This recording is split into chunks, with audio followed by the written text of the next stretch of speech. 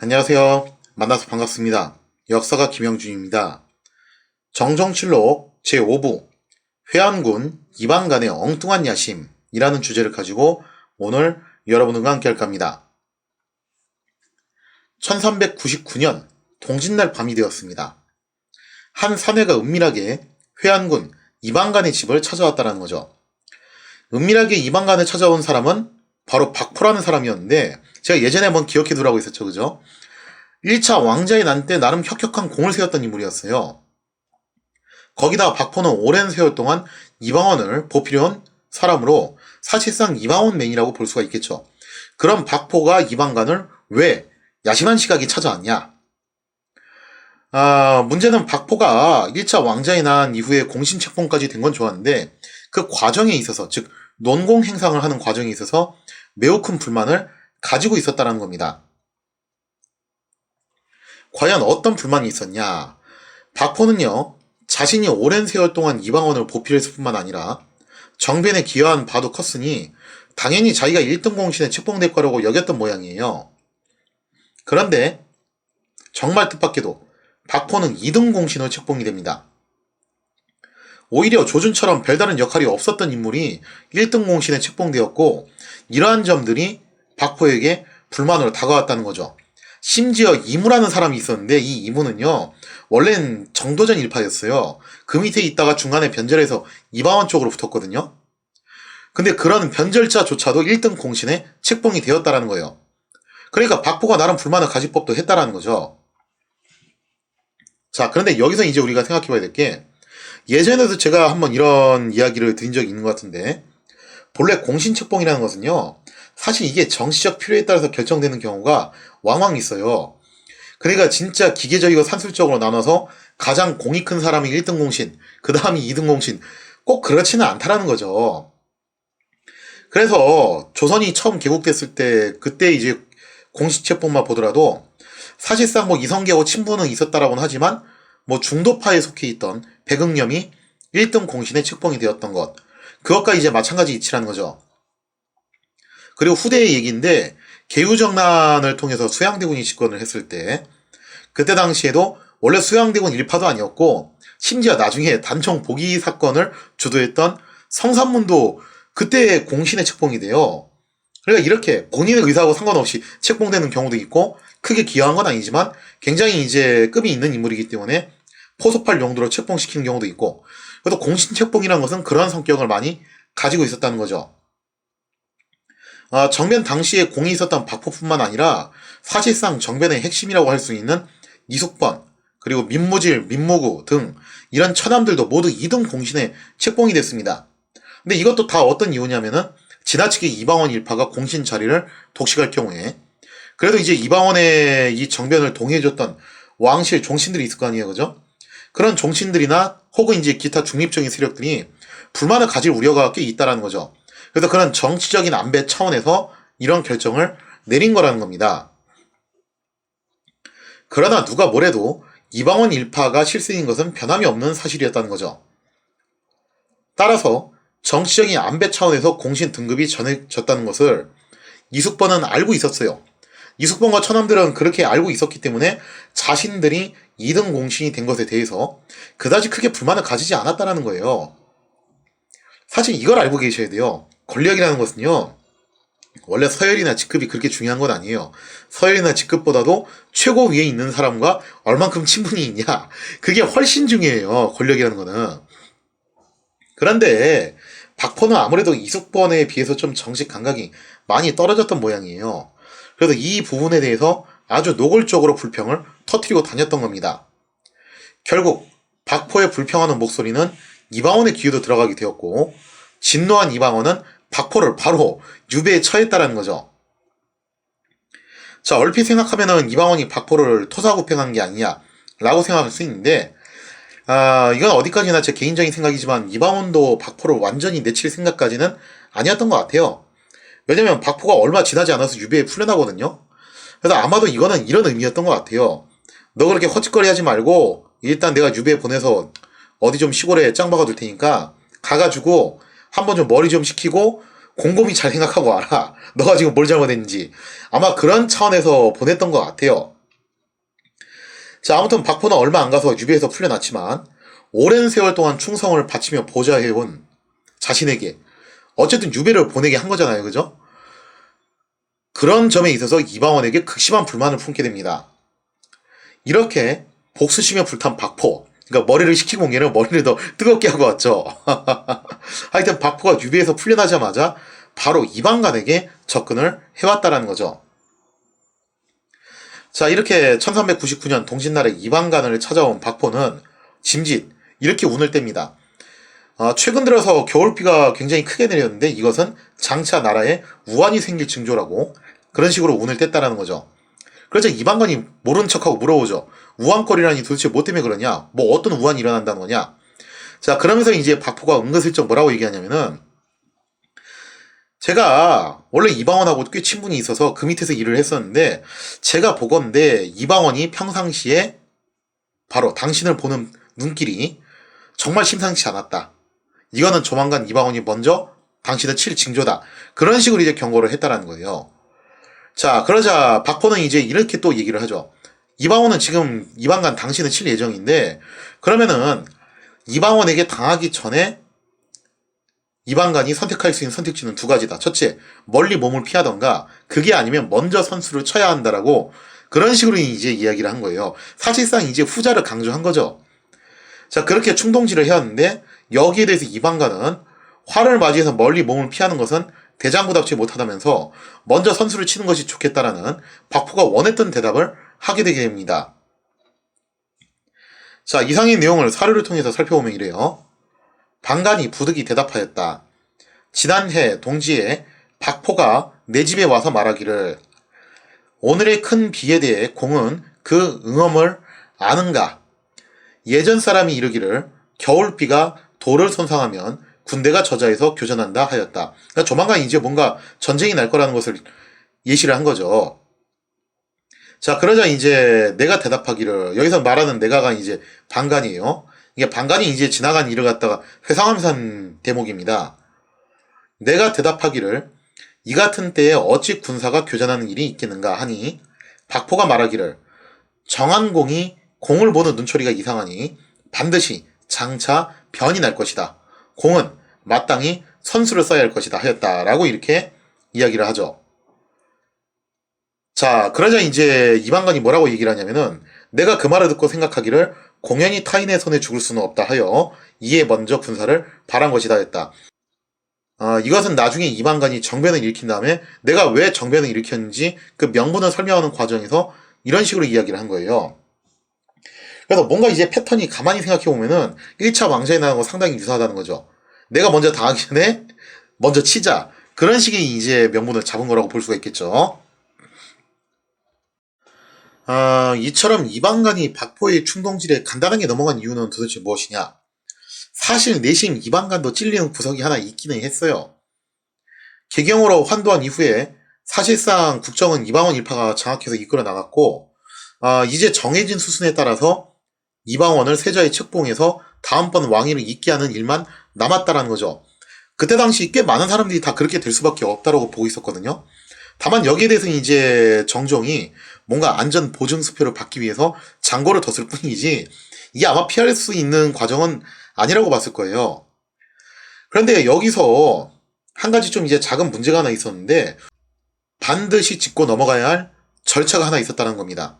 바로 형들의 양보였다는 거죠. 이게 무슨 얘기냐?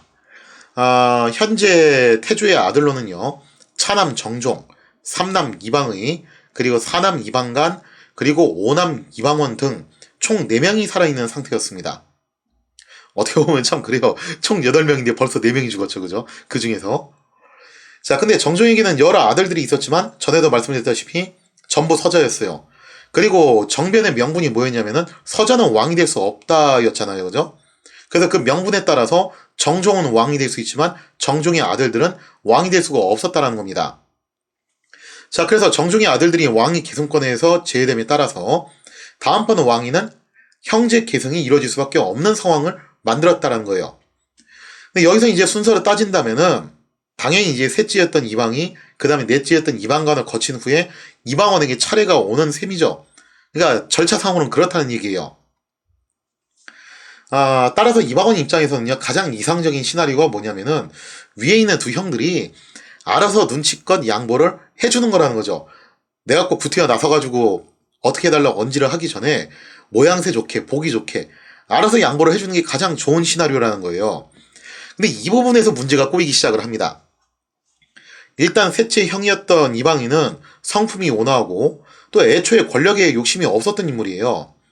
따라서 그는 철저히 정식 권력과 거리를 두면서 자신은 왕위를 계승할 의사가 없음을 밝힙니다. 그래서 심지어 이방인 같은 경우는 술자리 딱 갔다가도 혹시라도 뭐 시국에 대한 이야기가 나왔다. 그럼 정말 그 순간 입에다 짚어채우고서 딱 가다버렸다는 거예요. 그 정도로 권력하고 거리를 두는 모습으로 보여줬기 때문에 이방인은 별 문제가 되질 않았어요. 문제는 넷째 형인 이방간의 태도였다는 거예요. 이방간의 경우 이방인처럼 양보하겠다는 의사를 전혀 표현을 하지 않았다는 겁니다. 이 부분에 대해서 아마 이방간은 그렇게 생각을 했던 것 같아요. 이방간은요, 다음번 왕위는 형제 계승이 될 수밖에 없다는 거를 알았겠죠, 자기도. 그러면서 아마 이런 기대감을 가졌던 모양이에요. 약간 좀 이제 주제넘는 생각일 수도 있는데 본인은 그랬던 것 같아요. 아니 순번상으로 보면은 내가 넷째고 이방원이 다섯째인데 지금 딱 보니까 셋째 형인 이방인은 생각이 전혀 없는 것 같고, 그러면은 어쨌든 나한테도 기회가 오는 거 아니냐. 그럼 내가 그 기회를 잘만 잡으면은 혹시라도 나도 왕이 될 수 있는 뭐 그런 여지가 있지 않겠냐. 그런 식의 기대감을 가졌던 것 같아요. 따라서 이방가는 자신이 양보의 표시를 하지 않는다면은 어쨌든 자신한테 기회가 오지 않겠냐라는 그런 다소 엉뚱한 생각을 품게 되면서 이렇게 일을 좀 꼬이게 만들었던 겁니다. 당연히 이방간의 행동은 이방원을 초조하게 만들었어요. 아니 그렇다고 해서 노골적으로 형 이거 안 할 것이라고 물어보기도 좀 거시기 하잖아요. 그죠? 모양새도 좀 그렇고. 자, 상황이 이러다 보니까 정종이 장고를 뒀던 이유 중 하나도 또 이런 것도 있어요. 아니 그러면 이방원을 세제로 책봉을 한다면은 그 위에 있는 이방이하고 이방간하고 합의도 다 돼야 되는데 이방이하고는 합의가 되는데 이방간하고 합의는 아직 좀 덜 됐다라는 거죠. 그래서 정종 역시 선뜻 이방원을 세제로 책봉하는 데 있어서 좀 주저를 할 수밖에 없는 그런 분위기였다는 겁니다.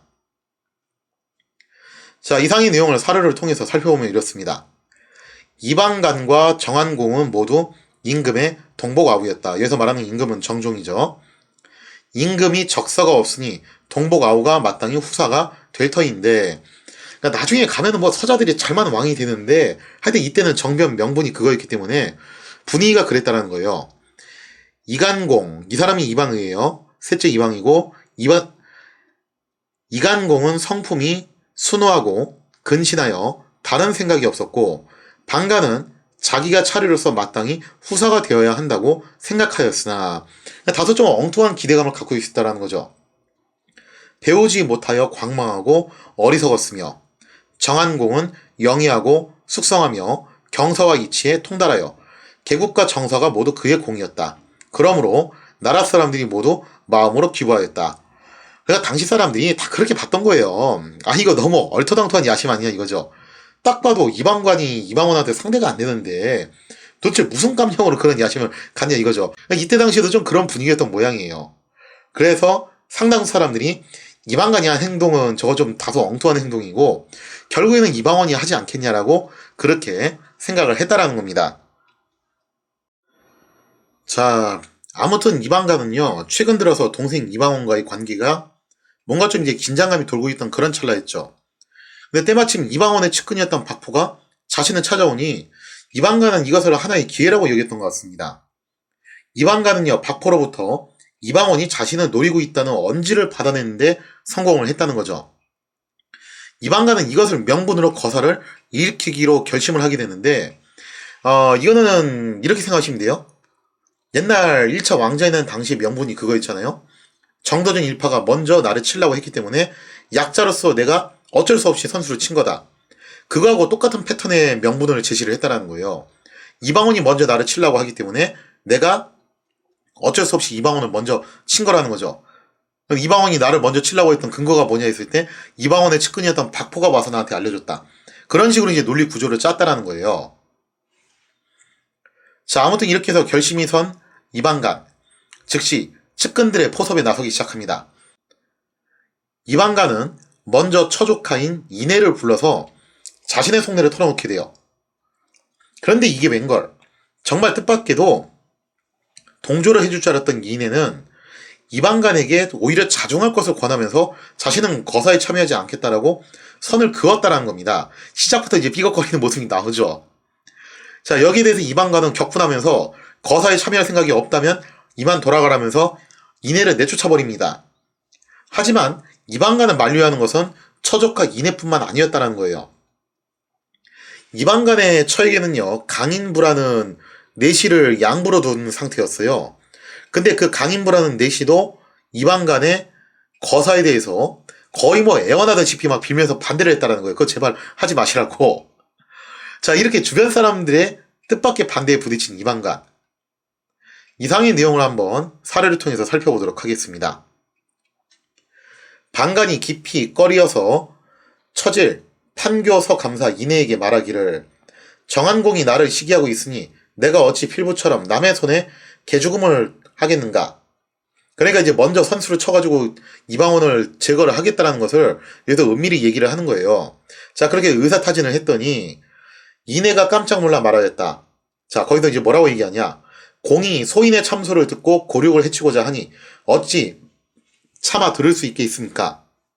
하물며 정한공은 왕실에 큰 훈로가 있습니다. 개국과 정사가 누구의 힘입니까? 공의 부기도 또한 그 때문입니다. 쉽게 말해서 주제 파악하라 이거죠. 이방간 당신은 별로 한 것도 없으면서 뭔 이방원하고 그렇게 비벼보려고 하냐. 여기까지 온 데 있어서 이방원만큼 그런 화려한 커리어를 가진 사람이 있냐 이거죠. 공이 반드시 그렇게 하시면 반드시 대학의 이름을 얻을 것이고 일도 또한 이루어지지 않을 것입니다. 즉 당신이 지금 이렇게 등 따시고 배부르게 사는 것도 다 이방원 덕인데 지금 주제를 모르고서 왜 그러시냐 하면서 막 그런 식으로 이제 얘기를 한 거죠. 자, 그러자 이방간이 여기서 발끈합니다. 방간이 불끈 성을 내어 좋아하지 않으면서 나를 도울 사람이면 말이 이와 같지 않을 것이다 하였다. 그러면서 이내를 내쳐버리죠. 자, 그 다음에 이제 또 뭐라고 써있냐면은 환자 강인부는 방간의 처의 양부인데 꿇어앉아서 손을 비비며 말하기를, 그러니까 이제 자기 와이프의 양아버지한테도 한번 이제 언지를 줬던 것 같아요. 내부에서 좀 호응을 해달라. 그랬더니 그 강인부라는 내시도 뭐라고 그러냐면은 공은 왜 이런 일을 하십니까? 다시는 하지 마십시오. 그것도 그냥 말하는 정도가 아니라 무릎 꿇고 앉아서 빌면서 제발 이거 하지 말라고 하는 거예요. 했다가는 이건 그냥 다 끝장나는 거다. 제발 하지 마셔라. 자, 이러면서 이제 주변 사람들의 강력한 반대에 부딪히게 되었다라는 겁니다. 자, 이처럼 이방간은요, 주변 사람들을 포섭하기는커녕 오히려 반대에 부딪히게 되는데, 하지만 권력의 욕심에 눈이 멀었던 탓인지 이방간은 이쯤에서 포기를 해야 하는데 포기하지 않고 우격 다짐으로라도 거사를 강행하고자 했다는 거예요. 사태가 이쯤 되자 처족하였던 이내는 더 이상 이것을 방치하는 것은 위험하다고 판단을 했던 모양입니다. 본래 처족하 이내는 고려말 구신이었던 우연보의 문생이었어요. 자, 이에 이내는 은밀하게 우연보를 찾아가서 이방간의 거사 계획을 알려줬다는 거죠. 자, 그리고 우연보는 이것을 이방원에게 또 은밀하게 전달을 해주게 되는데, 이렇게 이방간의 정변은 초창기부터 정부가 누설이 되면서 삐그덕삐그덕 거리기 시작을 했다는 겁니다. 과연 이방간이 주도하는 제2차의 왕자의 난은 성공할 수 있을 것인가? 거기에 대한 이야기는 다음 시간에 이어서 계속하도록 하겠습니다.